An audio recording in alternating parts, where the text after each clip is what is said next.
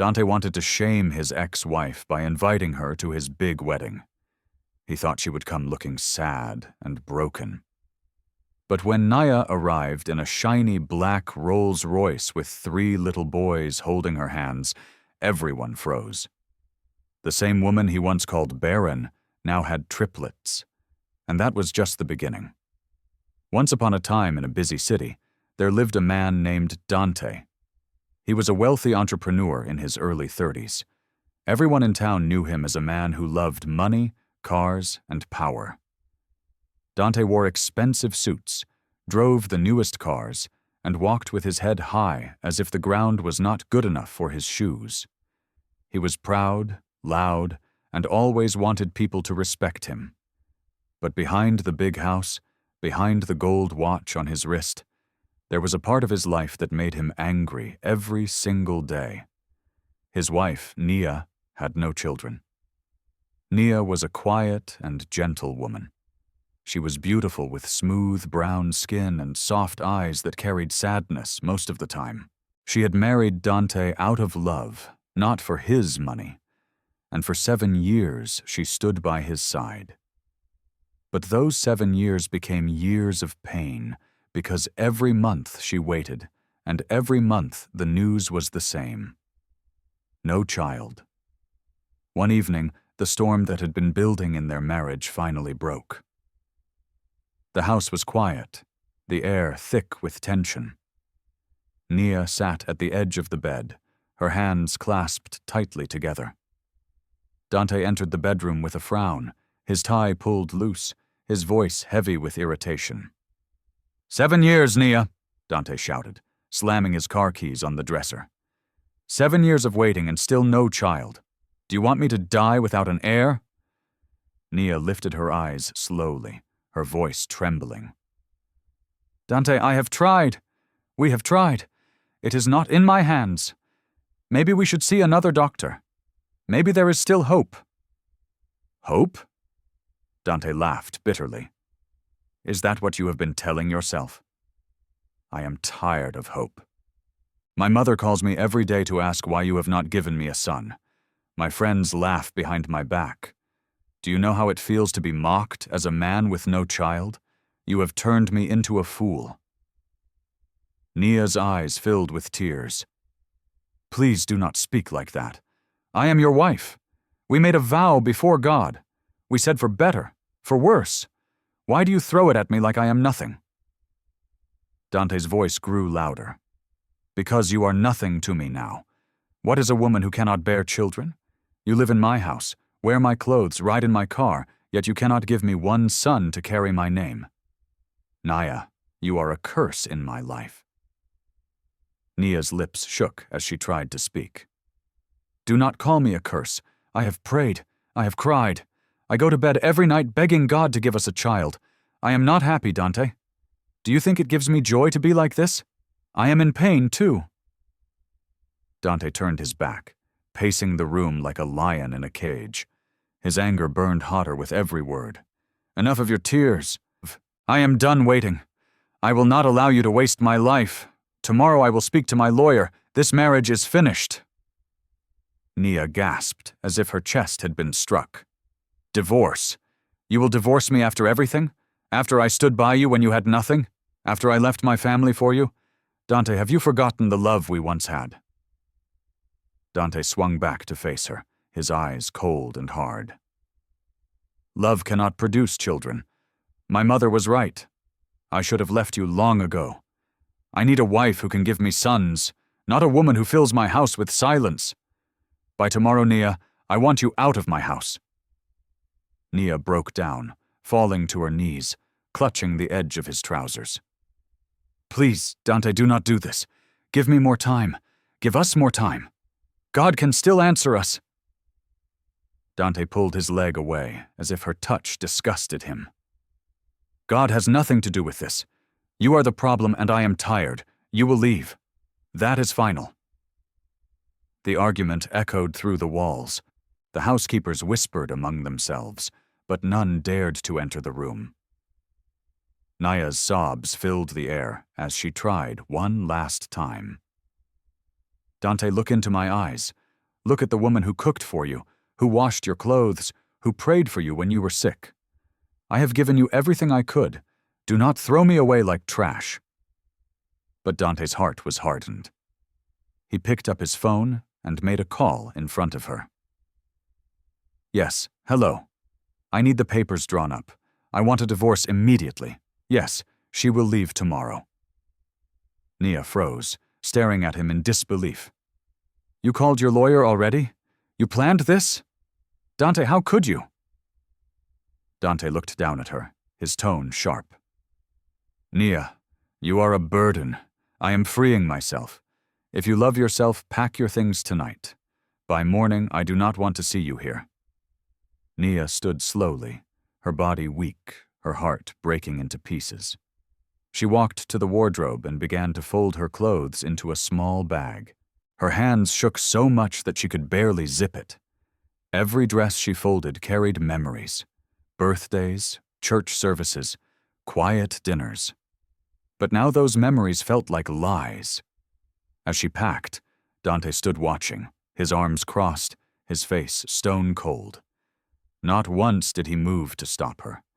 Not once did his heart soften. Nia finally lifted her small bag, her tears falling freely. She turned to him one last time, her voice breaking. "Dante, you will regret this. One day you will see the truth. One day you will understand what you have done." But Dante did not answer. He looked away as if she were already gone. With slow steps, Nia walked out of the bedroom, her slippers dragging on the marble floor. The house that once felt like a home now felt like a prison. She passed the housekeepers who bowed their heads, afraid to meet her eyes. She pushed open the big front door, and the night air hit her face. She paused, looking back at the mansion she had called home for 7 years. Then she whispered to herself, "I may be leaving with nothing, but I will not remain broken. My God will fight for me." And with that, Nia stepped into the darkness, her bag in her hand, her tears falling, but her spirit quietly vowing that this was not the end of her story. Nia didn't know where she was walking to that night. She just kept moving, holding her bag close to her chest. The streetlights were on, but the road felt dark. Her legs were shaking and her eyes were wet. She could still hear Dante's voice in her ears. "You are a burden. I am freeing myself."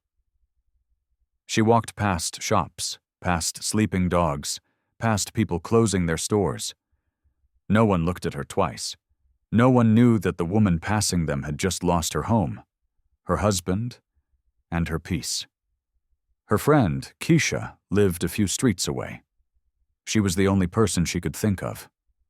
They had known each other since college, and even though life had taken them in different directions, Keisha's door was always open. Nia knocked gently. The time was almost 10 p.m. Keisha opened the door in her robe, shocked. "Nia, what happened to you? Why are you crying? Did someone die?" Nia couldn't speak.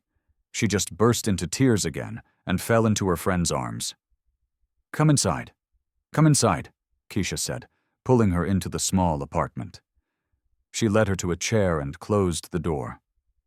"Talk to me, please. What happened?" "He threw me out," Nia whispered. "Dante." Nia nodded slowly, wiping her eyes with the back of her hand. "He said I'm a curse. He said I'm the reason we don't have children." Keisha sat beside her, angry. "That man has no fear of God. After all these years, he didn't even check himself. Nia, you have suffered." Nia rested her head on Keisha's shoulder. "I don't even know where to start. I left with just this bag. All my things are still in that house." Keisha touched her arm gently. "Don't worry. You will sleep here tonight. You can stay as long as you need. I don't have much, but this house is your house now." Nia closed her eyes and let out a long sigh. "Thank you, Keisha." The room was silent for a few seconds. Then Keisha stood up. "Come, let me get you some tea. You'll take a hot bath and eat something. Tomorrow, we'll talk about what next." Nia sat there as Keisha walked away, her eyes staring at the floor. Her heart felt like it had cracked into many pieces. That night, she couldn't sleep. Even though the bed was soft and the room was quiet, her mind kept going back to the moment Dante told her to leave. She remembered how he turned his face away, how he looked at her like a stranger. By morning, her pillow was soaked with tears. Days passed. Nia stayed in Keisha's house, trying to hide her sadness, but she couldn't eat much. She barely spoke. She would sit near the window, staring outside as if waiting for something to change. Keisha tried everything to cheer her up. One morning she said, "Nia, come with me to the mall. Let's walk around, breathe some fresh air." But Nia shook her head. "I don't want people to see me. What if someone asks about Dante? What will I say?" "You'll say the truth," Keisha replied, "that he's a fool who threw away a diamond because he wanted a stone." Nia gave a small smile, but it didn't last. Later that week, Keisha brought up something important. "Nia, have you ever gone for a proper medical checkup?" Nia looked at her confused. "What kind of checkup?" "A fertility test. Have you ever tested yourself to be sure the problem wasn't from you?" Nia shook her head slowly. "Dante said it was me. He never agreed to go for tests himself. He said he was fine." Keisha frowned. "So you just believed him?" "I didn't have a choice," Nia said, her voice weak. "He wouldn't listen. And his mother called me names. They all blamed me." Keisha stood up. "No, this has to stop. We're going to the hospital tomorrow. Let them run all the tests. I need you to hear the truth from a doctor, not from that proud husband of yours." Nia didn't argue. She was tired of guessing. Maybe, just maybe, she needed answers. The next day, they went to Hope Medical Center, a quiet private hospital where Keisha knew one of the doctors. Dr. Evans, a soft-spoken man in his 40s, welcomed them into his office. "How can I help you, Ms. Nia?" he asked gently. Nia looked down. Keisha answered for her. She was married for 7 years, no child.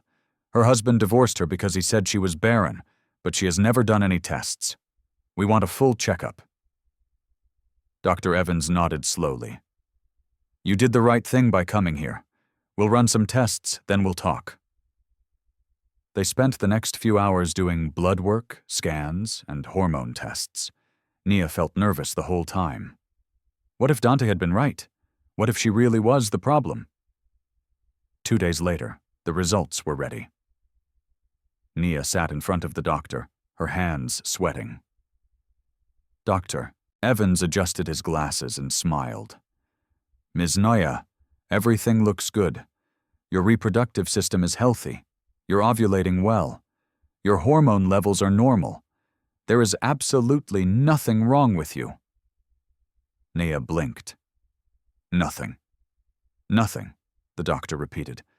"If there was no pregnancy for 7 years, I advise you ask your ex-husband to check himself. From what I see, you are completely fine." Nia covered her mouth as tears filled her eyes. I don't know what to say." Keisha jumped from her seat. I knew it! I knew it! That man lied to you, Nia. He blamed you just to cover his own shame." Nia felt her whole world spin. "So all this time, I wasn't the problem?" Dr. Evans smiled kindly. "You were never the problem. And when you do find the right man, I believe you'll have your own children. Don't let what happened to you steal your peace." They thanked the doctor and left. Outside the hospital, Nia sat on a bench, her body shaking from the truth she had just heard. "All these years," she whispered, "I begged God. I cried every night. I hated myself. And I wasn't the one." Keisha sat beside her and held her hand. "Dante will pay for what he did to you. I swear, Nia, one day he will look at you and wish he never let you go." Nia looked up at the sky. Maybe this is the beginning of my healing. The next few weeks were different. Nia started helping Keisha with her seamstress business. She wasn't smiling fully yet, but she was no longer lost. She began waking up early again, eating small meals, and even laughing sometimes. One evening she told Keisha, "I want to start something, maybe a small food business. I've always loved cooking." Keisha smiled wide. "Yes, that's the spirit. I'll help you. Let's make it happen." They used the small storefront in Keisha's building to start a takeout spot. Every morning, Naya would cook soul food, gumbo, mac and cheese, collard greens, and fried chicken. By lunchtime, workers from nearby offices were lining up to buy. People began to know her again. Not as the woman Dante divorced, but as the woman who made the best food in the area. One afternoon, a customer smiled at her and said, "Ma'am, you look different. There's a glow on your face." Nia smiled softly. "Maybe I'm finally free." But even with the small happiness, there were nights when the pain returned. One night, as she was folding aprons, she turned to Keisha. "Do you think he ever loved me?" Keisha looked at her and said slowly, "I think he loved himself more. That's the only thing I'm sure of." Nia nodded. "I just wish I didn't waste so many years." "You didn't waste them," Keisha said. "You grew, you became stronger, and one day God will give you more than you lost." Nia didn't reply, but deep inside something was changing. A small fire had started. A quiet strength. One Sunday afternoon, Keisha came home from church with news. "Nia, guess what?" Nia looked up from her pot of greens. "What happened?" "I saw Dante's cousin today. He told me Dante is preparing to marry someone new, a flashy girl from LA. Nia's heart paused for a moment. "Oh," she said quietly. "He's even inviting some of your old friends to the wedding," Keisha added. "He wants people to come and see what a real wife looks like." Nia looked away. "He hasn't changed at all." Keisha came closer. "You know, he might even send you an invite just to mock you." Nia didn't say anything. She stirred her food slowly. Then she whispered, "Let him do whatever he wants. I know who I am now." But that night, as she lay on her bed, her hand rested on her belly. She stared at the ceiling for a long time, remembering what the doctor said. "You're healthy." She placed her other hand over her chest. "God, if you ever saw my tears, please show the world that I was never the problem." And she closed her eyes, not with pain, but with a small smile of peace. Nia stood in front of her takeout spot one morning, wiping the edge of a table with a cloth. The street was already buzzing with life. Kids were rushing to school, cars were honking, and vendors were calling out prices. She was wearing a simple dress with a scarf tied around her head. The smell of her cooking filled the air, and a small line was already forming. She smiled weakly at each customer, dishing food into takeaway plates. But inside her heart, there was a quiet war.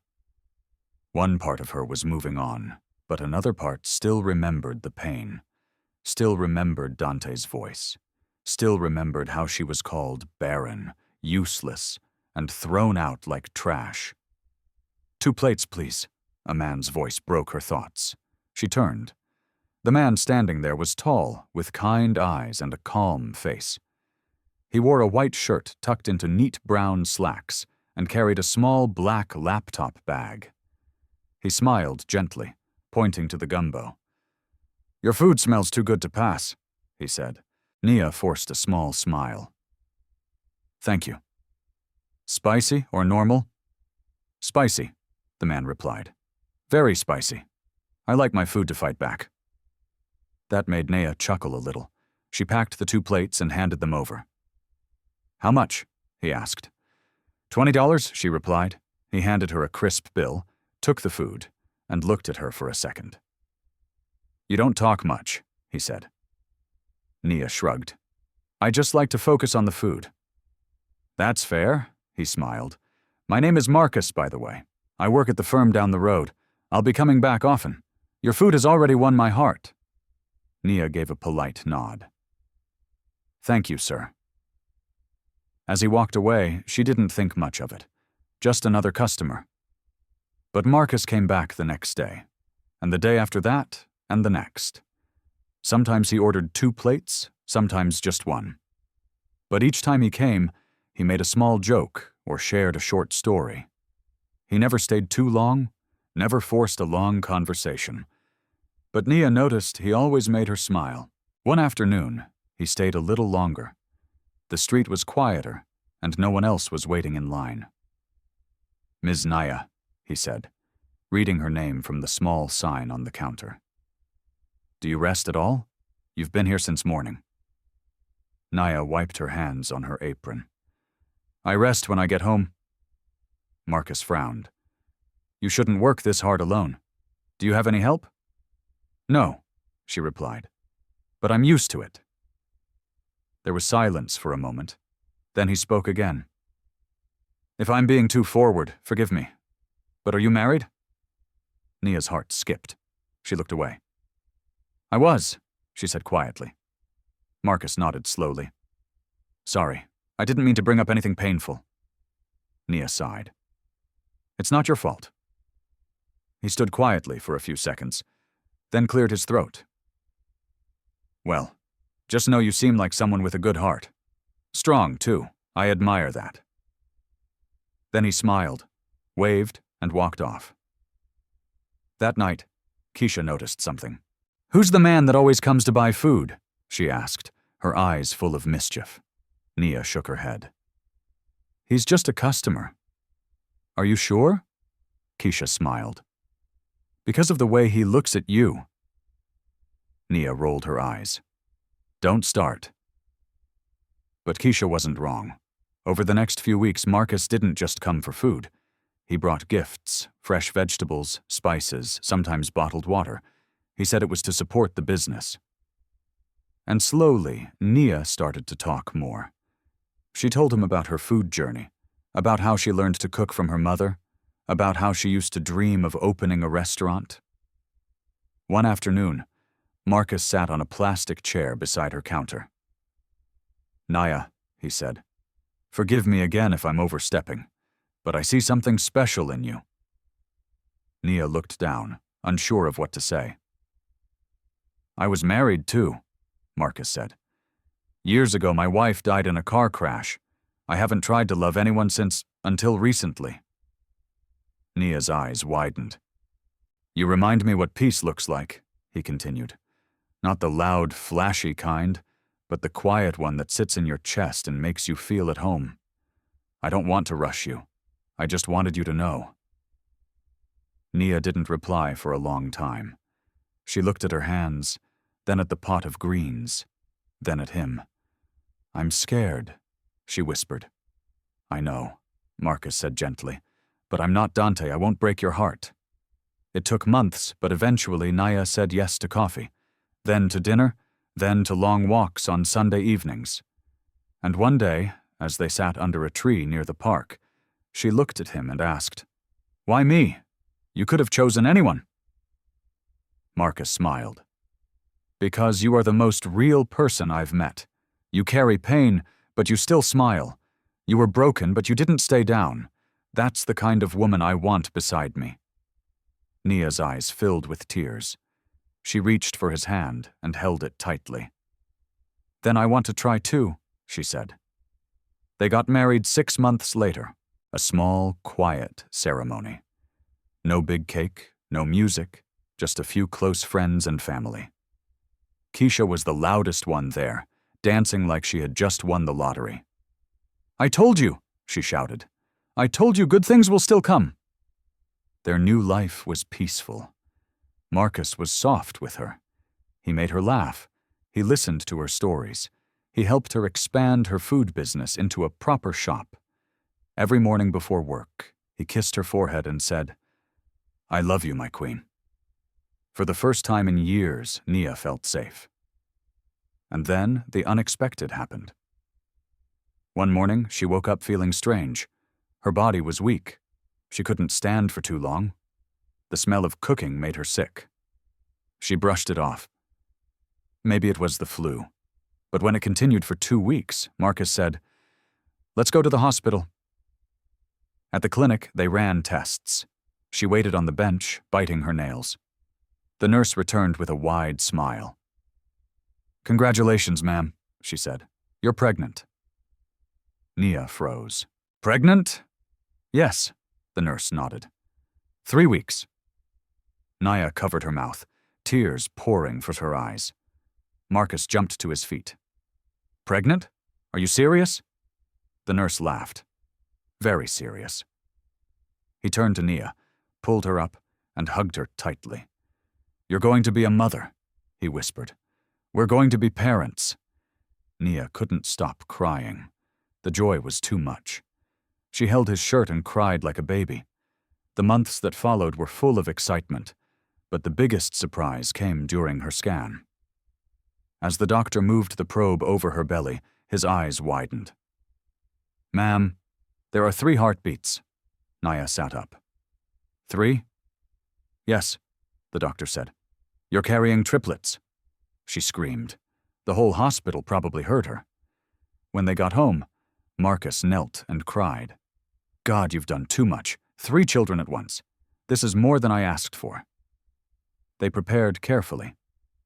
Marcus built a nursery. Keisha came to help. The neighbors brought gifts, and on a calm Saturday morning, Nia gave birth to 3 healthy boys. Tears flowed freely. The nurses clapped. The doctor smiled, and Marcus couldn't stop laughing. "They look like you," he said, holding one of the babies. "But I'm keeping this one. His ears look like mine." Nia held all 3 to her chest, crying silently. "I'm not barren," she whispered. "God proved them wrong." Word spread fast. People from her old neighborhood came to see the miracle. Even some of Dante's friends heard about it. "She had triplets?" they asked. "That woman that Dante threw out?" "Yes," someone would reply. "She even opened a new restaurant. Her husband is rich and kind." Some people smiled with joy. Others shook their heads with regret. But Nia wasn't thinking about the past anymore. She was holding her sons. She was kissing Marcus.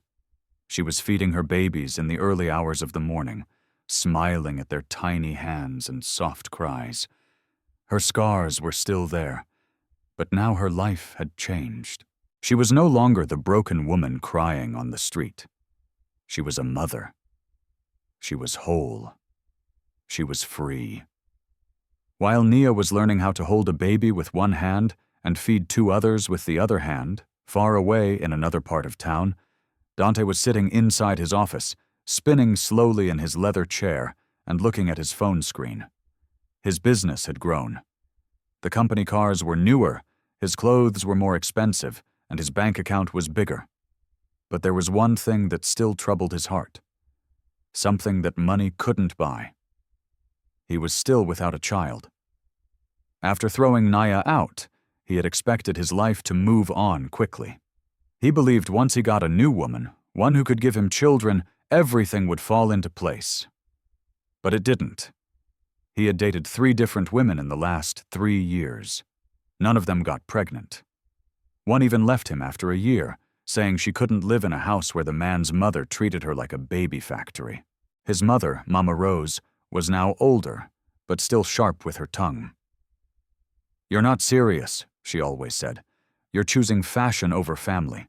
When I approved of Nia for you, I told you to be patient. You were the one who ran her off." Dante would always grow angry. "Don't mention that woman to me again." But late at night, when everyone had gone home and the house was quiet, his mind would wander. Where was she now? Did she remarry? Did she find joy? One morning while scrolling through Instagram, he saw a picture that froze him. A baby's leg. Then another photo. Tiny fingers holding a woman's thumb. He stared at the pictures, trying to be sure. The hand in the photo looked like Nia's. The skin. The way she held the baby? It couldn't be. No, it's just a coincidence, he told himself. But he kept thinking about it.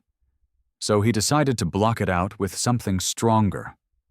Another woman. That same week, his friend Jamal called him. "Man, there's someone you need to meet," Jamal said over the phone. "Who?" Dante asked lazily. "Her name is Simone. She just moved back from LA. Fashion designer, rich family, gorgeous, very classy. And guess what? She wants a serious man, not just all those Instagram boys." Dante laughed. "You're selling her like she's a car." "I'm serious," Jamal said. "She's different. You'll like her." Dante sighed. "Fine. Set it up." They met at a fancy restaurant 2 nights later. Simone was exactly as described. Tall, beautiful, with long curly hair and nails painted gold. She wore a gown that looked like it came straight from Paris. But what caught Dante's attention wasn't her looks. It was the way she spoke. Confident, bold, like someone who knew what she wanted. "So you're the famous Dante," she said with a small smile, swirling her wine glass. "And you're the Simone everyone keeps talking about," he replied. They spoke for 2 hours about business, about travel, about life. But the topic Dante brought up almost by force was family. "I've been ready for children since forever," he said. "I just haven't found the right woman." Simone raised her brow. "You were married before, right?" "Yes," Dante said quickly. "But she couldn't give me a child. We tried for years." Simone said nothing. She just nodded. Then she smiled again. "I'm not in a hurry, but I do want children. Maybe 2 or 3. Dante's heart jumped. Same here. Within a month, they were seen together everywhere. At galas, at business launches, even at church. People started whispering, "Dante has finally moved on." He started spoiling her, buying her dresses, phones, even a car. One day, Simone said, "Let's not waste time. If we're serious, let's do it." "Do what?" Dante asked. "Marriage," she said, sipping her juice like it was nothing. Dante stared at her. "You're ready?" "I'm a grown woman," she said. "I know what I want. I don't believe in dating for 10 years. If you want me, show me." That night, Dante called his event planner. The wedding preparations began immediately. Everything had to be perfect. It was going to be the biggest wedding in town. Red carpet, Rolls-Royce, a live band from New York, guests flying in from LA and London. Dante was obsessed with making the wedding grand, not just for love, but to prove something, to his friends, to his mother, to the world. He wanted everyone to see that he had moved on, that his life was better without Nia. And deep down, a small voice whispered he wanted Naya to see it too. One afternoon, as he sat with the wedding planner going through the guest list, Dante paused. "Add one more name," he said. "Who?" the planner asked. He picked up a pen and wrote it himself. "Naya." The planner raised her brow. "Your ex-wife?" Dante didn't explain. He just smiled coldly. "Send her the invite. First class. I want her to be there. Front seat." Meanwhile, Simone was planning her own side of things. She had ordered her wedding gown from a designer in Milan. The lace cost more than some people's cars. Her bridesmaids were already rehearsing their dance steps. Her bridal shower was to be held at a beach resort. To the world, she was glowing. But behind closed doors, Simone was getting worried. She had been trying to get pregnant for months. Nothing. Every morning she checked her calendar. Every evening she stared at test kits. All negative. She hadn't told Dante yet. She was afraid. And her mother's voice kept ringing in her head. "Are you sure this man is not the one with the problem?" 2 weeks before the wedding, Simone finally brought it up. They were lying on the bed going through some photos on her phone. She said quietly, "Dante, do you ever think about seeing a doctor?" Dante looked at her. "Why?" "For a checkup," she said carefully. just to be sure everything is fine before we marry." He frowned. "What do you mean by that?" "I mean," she hesitated, "we've been together for months. No pregnancy." Dante stood up slowly. "So, you think I'm the problem?" No, she said quickly. "I'm just saying maybe we both check together." Dante's face turned cold. "You sound just like Naya," he said sharply, blaming me, making me feel like I'm broken. Simone sat up. "I didn't say that." He grabbed his shirt. "Let's not talk about this again, ever." Simone said nothing, but inside a new kind of fear was growing. Dante continued the wedding plans like nothing happened. He told his friends, "This wedding will shake the city. I want my ex to see what real success looks like." His friend Jamal laughed. "So you're inviting her to disgrace her?" Dante smiled proudly. "She needs to see what she lost." But Jamal looked unsure. "Are you sure that's wise? What if—" "There's no what if," Dante snapped. "She'll sit in that hall and see my new bride walking down the aisle in diamonds. Let her choke on regret." On the day of the wedding rehearsal, Dante stood in the hall alone before anyone else arrived. He looked around the decorated space. Roses, chandeliers, golden chairs. But his heart wasn't peaceful. He took out his phone and stared at Nia's name on the guest list again. He thought about how she used to smile when she arranged his ties, how she made him soup whenever he was sick, how she cried that night he threw her out. He shook his head quickly. "No," he whispered. "She was the problem. She couldn't give me a child. I made the right choice." Still, he couldn't breathe properly. He walked out and lit a cigarette. Far away, Naya was bathing one of the triplets when her phone buzzed. Keisha picked it up and froze. "Nia." "What is it?" Nia asked, drying the baby's hair. "It's a wedding invitation." "From who?" Keisha turned the phone. "Dante." Nia stared at the screen, heart pounding. She reached for the phone, read the invite, then slowly placed it on the table. Keisha was fuming. "What kind of insult is this? Is he mad?" But Nia just stood quietly, holding her baby close. Then she smiled, a calm, steady smile. "It's okay," she said softly. "Let him have his wedding." Keisha frowned. "You're not going, right?" Naya looked at her babies, all three sleeping peacefully. She didn't answer, but the way she walked to her room with quiet confidence said everything. Naya stood by the window, one hand gently rocking the baby in her arms, while the other held the wedding invitation. The gold envelope was thick and shiny, like something meant for a king. The letters were bold and loud, Dante and Simone, the royal union. She had read the card 5 times already. Each time it said the same thing: the date, the venue, the dress code, and then her name printed clearly on the guest list. Nia, first row seat. She lowered her eyes and took a deep breath. She wasn't crying. She wasn't shaking. But something inside her was rising slowly, like fire warming cold stones. Keisha walked in carrying a bowl of oatmeal. "I still don't understand why he sent this. Is he crazy or just wicked?" Naya said nothing. Keisha placed the bowl down. "Is he trying to insult you after everything he did?" Still no answer. Keisha snapped. "Nia, talk to me now. Why are you so calm? You should have torn that invitation into pieces and thrown it in the trash." Nia finally spoke. "He wants me to feel small." Keisha folded her arms.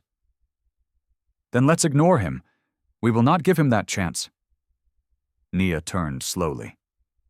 "He wants me to come and cry in a corner while his bride walks in with diamonds on her skin and a smile on her lips." "And we will not go," Keisha said again. Nia looked at her 3 sons sleeping quietly on the rug, their matching yellow onesies wrinkled from playtime. But what if we show him the truth? Keisha's brow rose. What truth? Nia's voice was firm. That I was never the problem. That the woman he thought was broken is whole. Keisha was silent for a long time. Then she sat down. Wait, are you planning to go to the wedding? Nia nodded. With the boys? Another nod. Keisha opened her mouth, but nothing came out.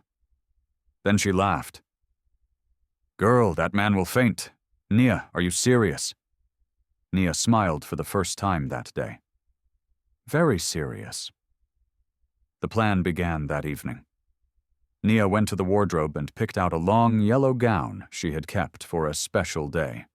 It had been sewn months ago by Keisha, but she had never worn it. Keisha brought out her makeup kit. If we're doing this, we'll do it well. I don't want to look loud, Nia said. I want to look peaceful, but powerful. Say less, Keisha grinned. You'll look like God's proof. They ordered new outfits for the boys, matching yellow shorts and white shirts with bow ties. Keisha called a friend and booked a black Rolls-Royce Phantom. The car would arrive that morning and wait down the road until Nia gave the signal. They practiced how the boys would hold her hands and walk beside her. The twins were a little playful, but the youngest always followed her steps. I'm not going there to fight, Nia reminded Keisha as they folded clothes. I know, Keisha said, but trust me, your presence alone will scatter that wedding. On the night before the wedding, Nia couldn't sleep. She sat by the window again, watching the stars.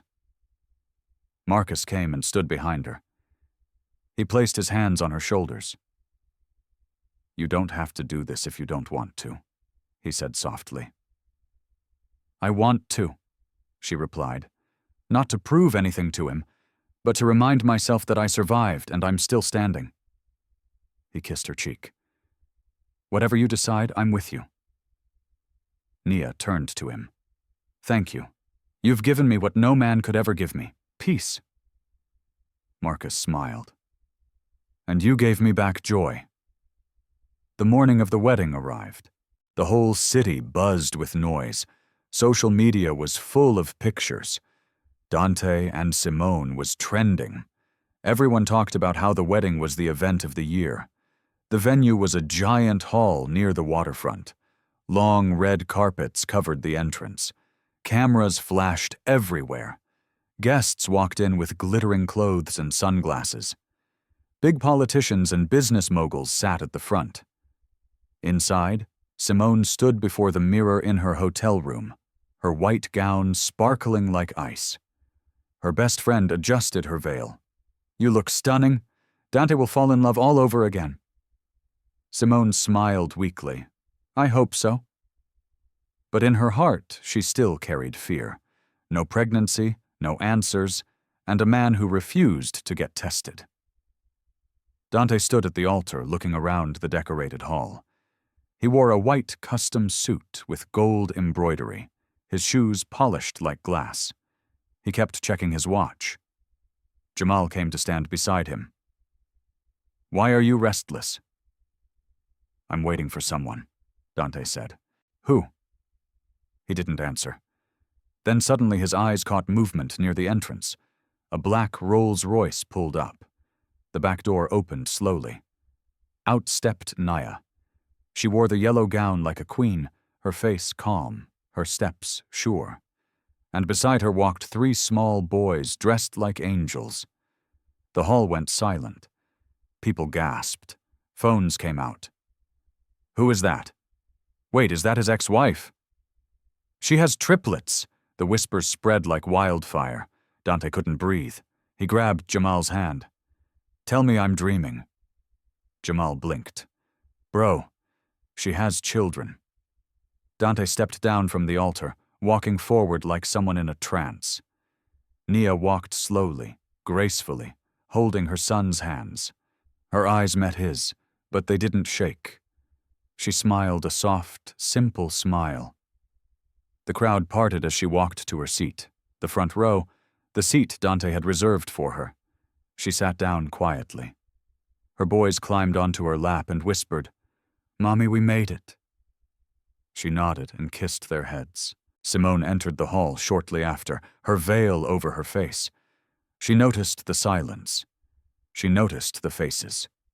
She noticed Dante standing stiff at the front, his eyes frozen. She reached the altar and whispered, "What's going on?" Dante couldn't speak. The pastor cleared his throat. "Shall we begin?" But Dante wasn't listening. His eyes were still on Naya, on the children, on the truth. Back in her seat, Keisha whispered, "Do you want to leave now?" Nia shook her head. "No, we'll stay till the end." Her voice was calm. Her heart was calm. She wasn't here to destroy anything. She was here to be seen, to be heard, without a word.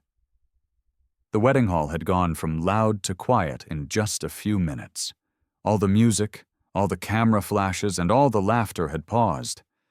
The guests didn't know whether to sit still or turn around. Some held their phones mid-air, mouths slightly open, while others simply stared at the woman who just walked in like the wind had changed direction. Nia sat at the front, exactly where Dante had planned for her to sit, but not the way he had imagined. She wasn't weeping in shame. She wasn't looking bitter or defeated. She sat with calm pride, dressed in yellow, glowing like sunrise. On each side of her sat her sons, triplets, boys with smooth brown skin and wide, curious eyes. Their shirts were white, tucked neatly into yellow shorts. One of them had a toy car in his hand. The other two were whispering to each other and smiling. The crowd still couldn't believe it. "That's Naya," a woman in green lace whispered behind her fan. "She has children?" the man beside her asked. "They look like her, and they look like—" "Shh," someone else said. "Let's see how it ends." At the front, the pastor coughed again. "Shall we begin the ceremony?" Dante was standing beside Simone, but he wasn't listening. His mind was far away. Simone leaned closer. Her voice was soft, but sharp. "Who is that woman with those boys?" Dante blinked. That's Naya." Simone's brows furrowed. "Your ex-wife?" He nodded slowly.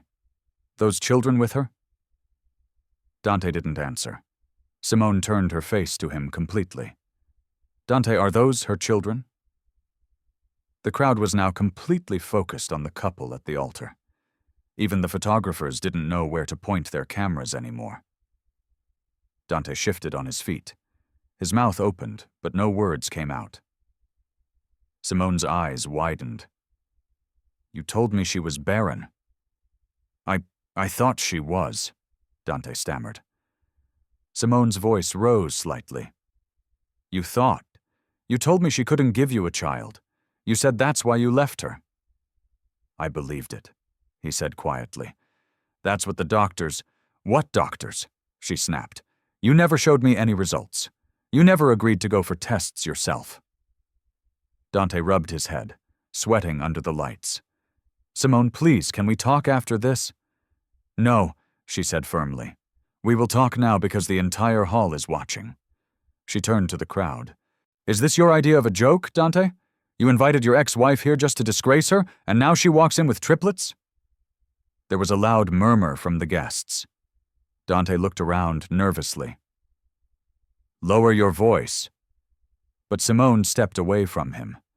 Her face was filled with confusion and hurt. "You lied to me," she said, louder now. "You lied to me just like you lied to her." Jamal came up quickly. "Simone, please, let's go outside for a minute." "No," she said. "I want answers right here." She looked straight at Naya. "Ma'am, please," she called out. "Forgive me for asking this, but are those boys your children?" Nia stood up slowly. She picked up the smallest boy and carried him in her arms. "Yes," she said clearly. "They are my sons." The hall went silent again. She looked at Dante.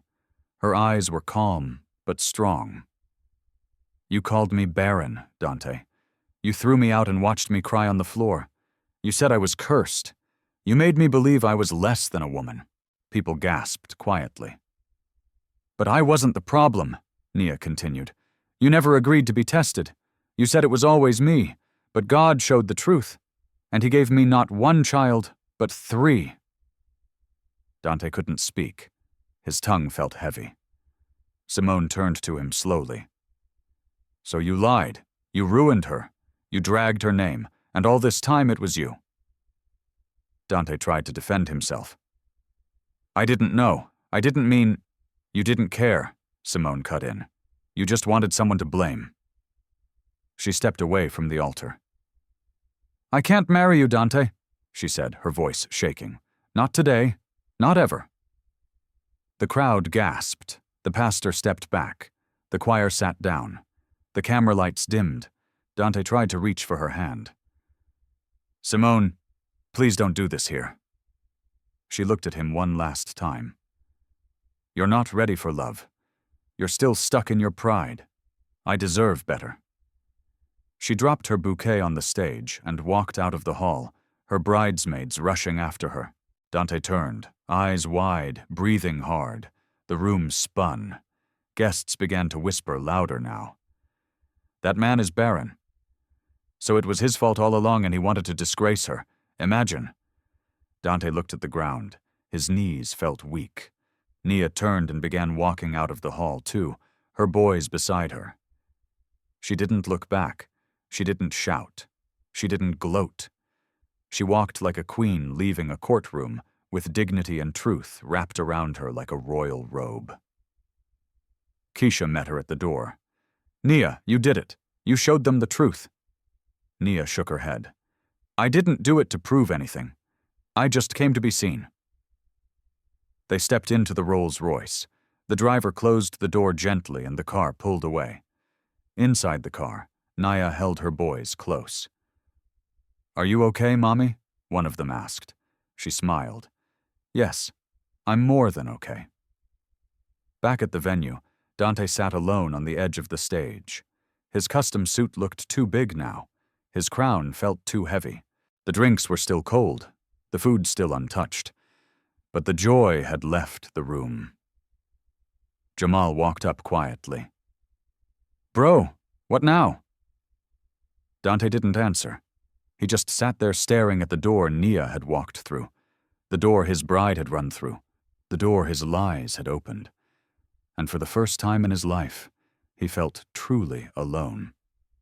Dante sat alone on the edge of the wedding stage, staring at nothing. His white suit, once shining and smooth, now had folds from where he had slouched.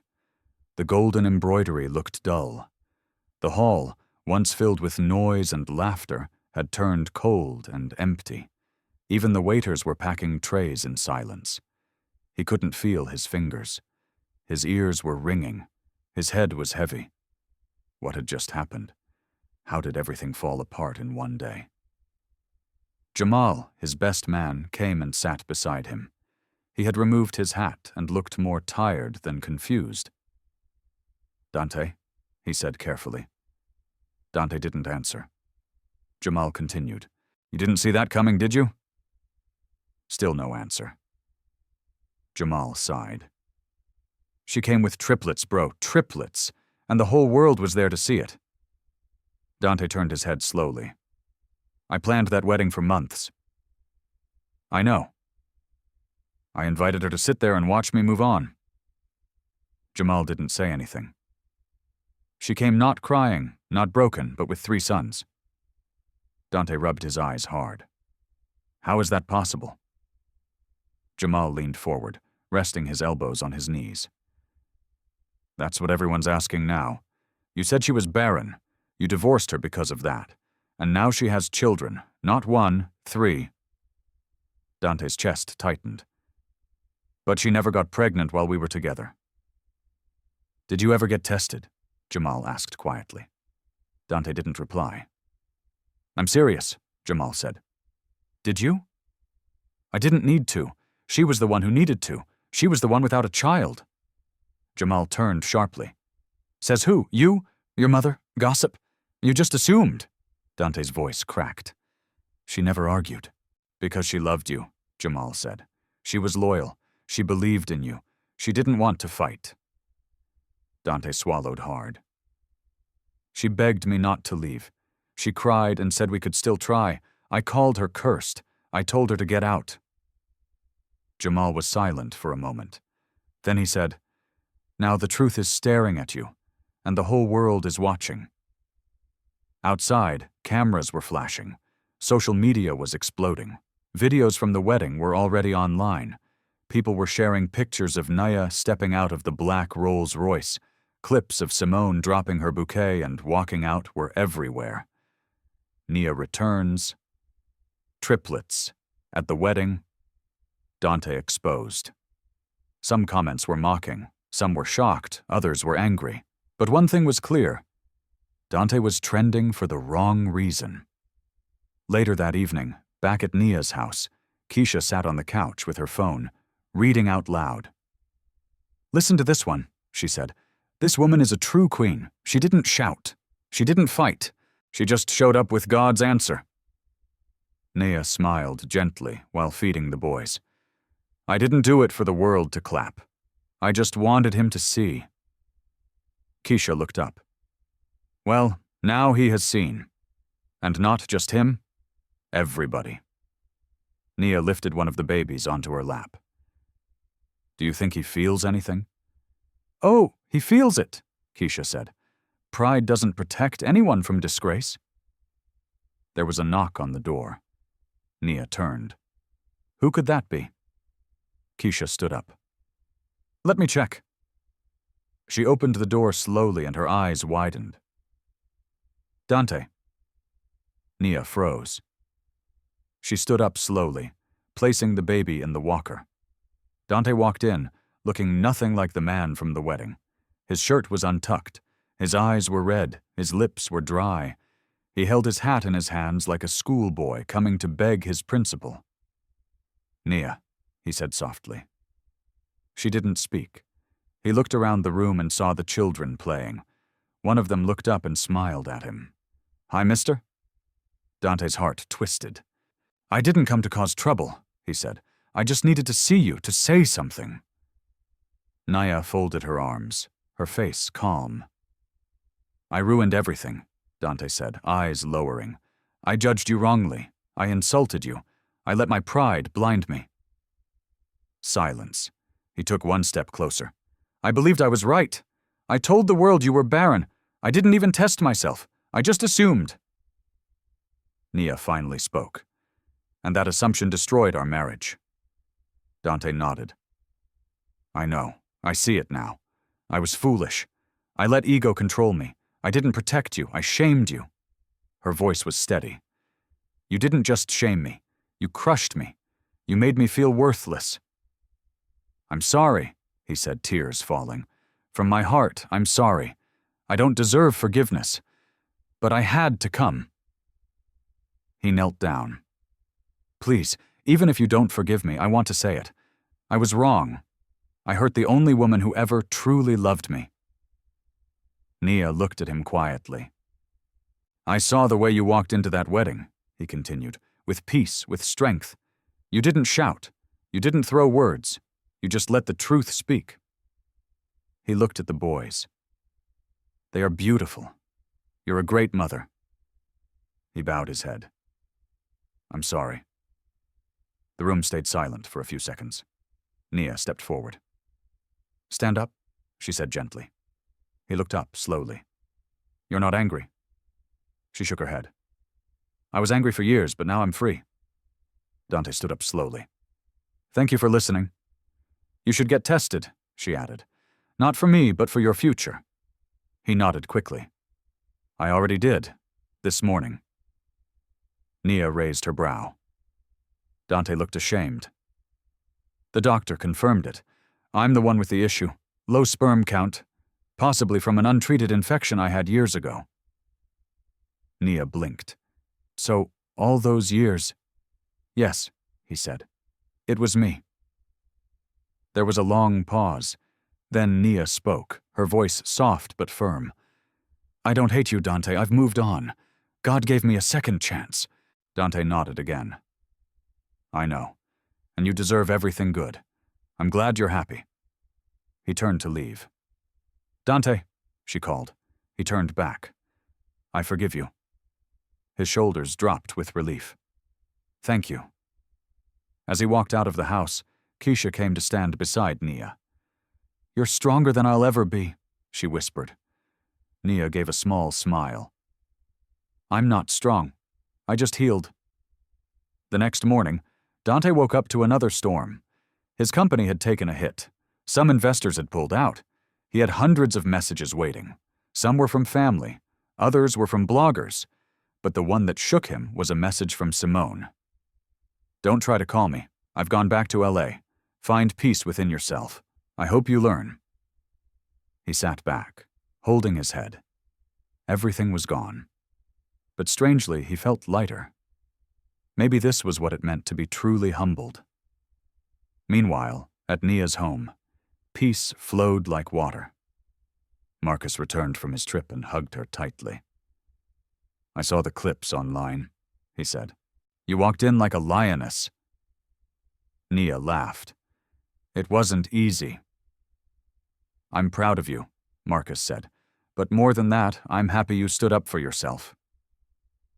She looked at her boys, now asleep on the floor. They don't even understand what happened, she said. But one day they will, and I'll tell them the story. The full story. Marcus smiled. And I'll be right beside you. They stood there, holding hands. No bitterness, no anger, just peace. 1 month had passed since the wedding that never happened. The video clips were still going viral. The headlines refused to die down. Everyone had moved on. But Dante had not. He was no longer the man people admired. He no longer walked into boardrooms like a king. He didn't smile in his suits or joke with his workers. His office was quieter now. Some staff had resigned. Some partners pulled out. And the few people who still showed up treated him differently. They avoided his eyes. They whispered when he passed. But worst of all, he had lost himself. He couldn't sleep, couldn't eat well. He replayed everything in his head 1,000 times. Nia's entrance, the triplets, Simone walking out. And now the bitter truth. He was the one who had fertility issues all along. He had destroyed his own life with pride. He sat at his desk, staring at the test result from the fertility clinic. Low sperm count, low motility. Patient advised to begin treatment immediately. The words felt like a hammer. So many years, so many lies, so many people he blamed, so many tears he caused. His phone buzzed. Another blog post. Former business tycoon faces downfall after ex-wife's dramatic wedding appearance. He sighed and dropped the phone. Just then, his mother walked into the office. She looked older, weaker. She had heard everything, too. Dante, she said, sitting across from him. I came to talk. He nodded slowly. I know what you'll say, Mama. She sighed. You were wrong. We were both wrong. He looked up. She continued. I pushed you to marry someone else. I told you Nia was the problem. But I never once stopped to ask if we were being fair. Mama, you helped me chase her out, Dante whispered. I know, she said, her voice cracking. And I will never forgive myself for that. Silence fell between them. She wiped her eyes. Have you spoken to her again? I went to see her. She forgave me. She always had a big heart, Mama Rose whispered. Even after everything. He nodded slowly. But she's not coming back. She's happy now. She has a real family. Mama Rose lowered her head. God gave her beauty for ashes, and we destroyed something pure. Dante didn't speak. He just looked down at his palms, empty now. His crown was gone. Meanwhile, in another part of town, Nia was in the kitchen preparing dinner. The boys were watching cartoons in the living room while Marcus repaired a kitchen tap. Babe, Marcus called out, holding a wrench. Remind me again, do we have enough seasoning? Nia smiled. Yes, it's in the blue container, second shelf. He laughed. You've organized this kitchen like a science lab. They both chuckled. There was peace in that home. It wasn't built with gold, but it was rich in joy. As they sat to eat later that night, one of the triplets suddenly said, Mommy, when we grow up, will we also be famous like you? Nia laughed. Who said I'm famous? Everyone was shouting your name on the internet, the second boy added, licking sauce from his fingers. Nia looked at Marcus and smiled. You'll grow up knowing your story, she said. But more than that, you'll grow up knowing your worth. Marcus nodded in agreement. And knowing how strong your mother is. A few days later, Nia got a letter delivered to her new restaurant. She opened it slowly. It was short, typed, and signed at the bottom by Dante. Thank you for your strength. Thank you for your forgiveness. You taught me a lesson I will never forget. I lost a good woman, and I hope one day your sons will know how proud they should be. I wish you peace. Dante. She folded the letter and placed it in her drawer. She wasn't angry. She wasn't sad. She was simply at peace. Back in Dante's compound, his neighbors now looked at him differently. Some pitied him. Some laughed behind his back. The gardener didn't greet him with the same cheer. The security man no longer rushed to open the gate with excitement. He had truly become the disgraced groom. One evening, he stood in front of his mirror and stared at himself. Who are you now? He whispered. What did your pride gain you? No answer. He looked out the window far away and finally said out loud, I destroyed the woman who loved me, and now I'm alone. But far away, the woman he once broke was whole again. She had found joy. She had found love. She had found purpose. And she had 3 little reminders that what others called barrenness, God had turned into overflow.